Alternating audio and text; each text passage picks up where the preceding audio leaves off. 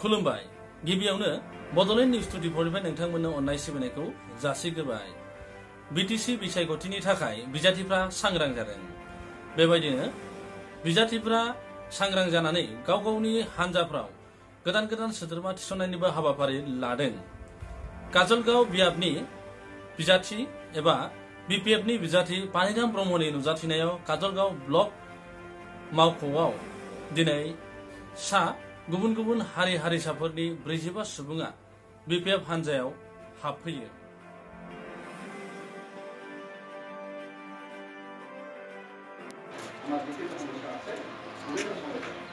दिनै जोंनि बे काजलगाव चिरां डिस्ट्रिक्ट पार्टी अफिसाव काजलगावआव जयनिं प्रग्राम सोलिगासिनो दं। दा बेवहाय जोंनि हास्लाबारि एरियानि जे अट' स्टेप अट' ड्राइभार एस'सिएशननि बिथांमोना जयन जाफैदों। बाहाय दिनैफ्राय 44 जन बिथांमोना जोंनि बिपिएफ हानजायाव दिनै जयन जाबाय।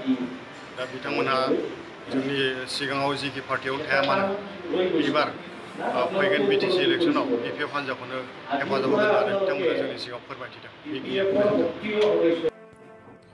मख'नो गोनांदि बारग' बिटिसिनि बुंथिगिरि MCLA पानिराम ब्रह्मआ देग्लाय काजलगाव समस्तियाव देरहासारनो थाखाय नाजाथाबदों। बिथां ब्रह्मआ थांनाय मोनसे टार्माव रोनगोरा नार्जारिजों जेननो गोनां जादोंमोन।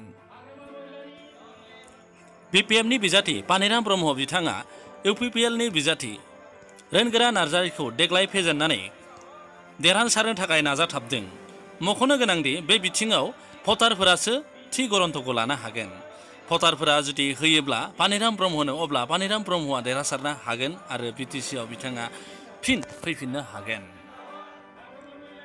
काजलगाव समस्तिनि अनगायैबो बिटिसिनि गुबुन गुबुन समस्तिफोरावबो बिपिएफ हानजायाव गुबुन गुबुन हारि हारिसा धोरोमनि सुबुंफोरा हाबफैनायखौ खौरां मोननाय जादों।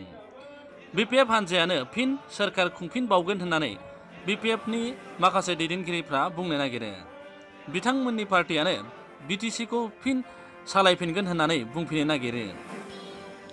बेराफारसे इउपिपिएल हानजायाबो फैगौ बिसायख'थियाव देरहासार जानानै बिटिसिखौ इउपिपिएल हानजायानो सामलायगोन एबा सालायगोन एबा सोरखार खुंगोन होननानै बुंगासिनो दङ।